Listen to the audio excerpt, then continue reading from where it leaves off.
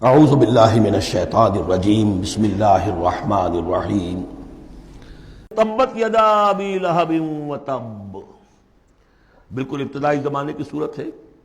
ٹوٹ گئے ہاتھ ابو لہب کے اور وہ برباد ہو گیا خود۔ واقعہ یہ ہے کہ جب حضور کو پر وہ آیت نازل ہوئی جو ہم نے پڑھی ہے سورہ ہجر میں، فاصدع بما تؤمر، پہلے 3 سال تک آپ نے دعوت جو دی ہے وہ لو کی، جسے ہم کہیں گے۔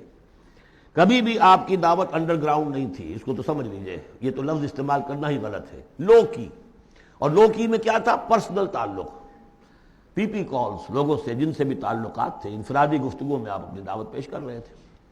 پھر حکم آ گیا فاصدع بما تؤمر، اب ڈنکے کی چوٹ کہیے۔ تو آپ کھڑے ہوئے کوہ صفا پر، آپ نے نعرہ لگایا وا صباحا، یہ وہاں کا دستور تھا۔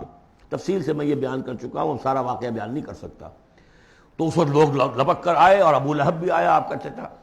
جب حضور نے وہاں اپنی دعوت پیش کی تو اس نے کہا تبا لک لہذا جمعتنا، ہم سمجھے تھے کوئی بڑی اہم بات تم نے بتانی ہوگی تو ہمیں بلایا ہے، ہم پہنچ گئے ہیں اور تم نے ہمیں اس کام کے لیے جمع کیا تھا، تو تمہارے ہاتھ ٹوٹ جائیں۔ معاذ اللہ ثم معاذ اللہ، نقل کفر نہ باشد۔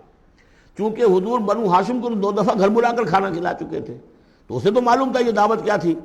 لیکن یہ جو طریقہ آپ نے اختیار کیا تھا وہ تھا جیسا کہ وہاں پر عام الارم کے طور پر ہوتا تھا کہ کوئی فوج کی خبر آئے، کوئی فوج حملہ آور ہونے والی ہے، تو جس شخص کے پاس بھی وہ خبر پہنچ جاتی تھی وہ کپڑے اتار کے مادر ذات برہنہ ہو کر کسی اونچے مقام پر کھڑا ہو کر نعرہ مارتا تھا وا صباحا، ہائے وہ صبح جو آنے والی ہے، غارت گری والی صبح۔ تب لوگ سب دوڑتے تھے، جہاں تک آواز پہنچ گئی، جہاں تک نگاہ دیکھ رہی ہے کہ ننگا کھڑا ہوا ہے ایک آدمی اونچائی کے اوپر، دوڑتے تھے لوگ کہ کیا خبر ہے اس کے پاس۔ حضور معاذ اللہ ننگے ہونے کا کوئی سوال نہیں تھا، لیکن آپ نے آدھی بات ان کی اختیار کر لی جس کے اندر کوئی قباحت نہیں ہے، کہ آپ کھڑے ہوئے اور آپ نے وا صباحا کا نعرہ لگایا۔ وہ صبح قیامت کی خبر دے رہے ہیں، وہ خبر دیتے تھے جو صبح ہوتی تھی غارت گری کی، دشمن آ کر حملہ کرے گا، لیکن وہ بھی تو صبح قیامت ہے۔ بات کوئی تو ہنسی کی نکلے، خندہ صبح قیامت ہی صحیح، صبح قیامت بھی تو ہے نا آخر۔ تو اس نے کہا آپ تمہارے ہاتھ ٹوٹ جائیں، تم نے اس کام کے لیے بلایا تھا۔ تو فرمایا تبت یدا ابی لہب وتب، اے نبی جیسے آپ کے دشمن جنہوں نے آپ کو کہا کہ اس کی تو دم ہی کٹ گئی، وہ ہوں گے جن کی دمیں کٹ جائیں گی، جن کا نام لیوا کوئی نہیں رہے گا۔ اسی طریقے سے جس نے کہا ہے کہ آپ کے ہاتھ ٹوٹ جائیں، ہاتھ اس کے ٹوٹ گئے۔ یہ تو چند سال کے بعد کی بات ہے، لیکن حقیقت میں عالم غیب میں تو اس کے ہاتھ کٹ چکے ہیں، وہ تب اور وہ برباد ہو چکا ہے۔ ما اغنی عنہ مالہ وما کسب، کچھ کام نہیں آئے گی اس کا، نہ اس کا یہ مال اور نہ وہ کمائی جو اس نے کی ہے ساری عمر اور جمع کیا ہے۔ سیصلی نارا ذات لہب، وہ جھونکا جائے گا آگ میں جو بھڑکتی ہوئی آگ ہے۔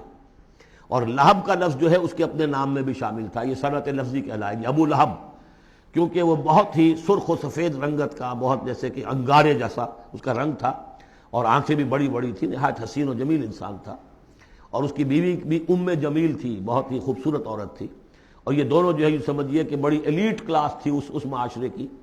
اس کے پاس منصب تھا، یہ خزانہ، وزیر خزانہ تھا حرم کا، چنانچہ اس کے بارے میں مشہور تھا کہ اس میں سے اس نے سونے کے بنے ہوئے ہرن چرا لیے ہیں۔ اخلاقی طور پر اس کا جو ہے وہ بدنامی اس درجے کی تھی، لیکن یہ کہ حرم کا خزانہ جو تھا وہ اس کی تحویل میں تھا، تو بڑا اونچا منصب دار تھا۔ تو اس کے لیے یہ کہا کہ جیسے یہ دہکتا ہوا انگارہ ہے، اس کو رنگ ہم نے دیا ہے، ایسی ہی دہکتی ہوئی آگ میں ہم اس کو جھونکیں گے۔ وامرأتہ، اور اس کی بیوی کو بھی۔ کیوں؟ یہ بھی اتنی ہی دشمن تھی حضور کی جتنا کہ ابو لہب دشمن تھا حضور کا، بلکہ یہ کہنا مشکل ہے کہ بیوی زیادہ دشمن تھی یا یہ کہ یہ شوہر زیادہ دشمن تھا، دونوں۔ اور میں بتا چکا ہوں آپ کو سورہ تحریم میں جو 3 مثالیں آئی تھی، بہترین عورت بدترین مرد کے گھر میں، فرعون کی بیوی آسیہ، بدترین عورتیں بہترین لوگوں کے گھر میں، بیوی حضرت نوح کی اور بیوی حضرت لوط کی۔ ایک وہ جو نیک سرشت تھی اور نبی کی گود میں پلی، وہ حضرت مریم سلام علیہا، اور یہ بدترین شوہر اور بدترین بیوی۔ وامرأتہ حمالۃ الحطب، جو اٹھانے والی ہوگی ایندھن کو۔ عام طور پر لوگ سمجھتے ہیں کہ وہ بخیل تھی، وہ ایندھن لے کے آیا کرتی تھی، یہ بات نہیں تھی، وہ بڑی اس معاشرے کی جو ہے وہ بڑی، جس کو آپ فرسٹ لیڈی کہتے ہیں، اس طرح کی خاتون تھی۔ اصل مطلب یہ ہے کہ یہ اس وقت جو حرکتیں کر رہی ہے یہ اپنے شوہر کے آگ کے گڑھے کو اور بھڑکانے کے لیے ایندھن لا رہی ہے۔ فی جیدہا حبل من مسد، اس کے گلے میں جو یہ ہار پڑا ہوا ہے موتیوں کا، حقیقت میں یہ اس رسی کے مانند ہے جس رسی کے اوپر یہ اب جائے گی آخرت کے اندر، تو وہ لا کر ایندھن اسے باندھ کر اور جہاں شوہر جل رہا ہوگا وہاں پہ اس کو ڈالے گی اور دہکائے گی اس آگ کو۔ یہ ہے مراد اس سے کہ در حقیقت وہ اٹھائے گی وہاں حطب لکڑیاں، اور فی جیدہا حبل من مسد، اس کے گلے کے اندر یہ جو ہار ہے یہی اس کی رسی بن جائے گا۔ صدق اللہ العظیم۔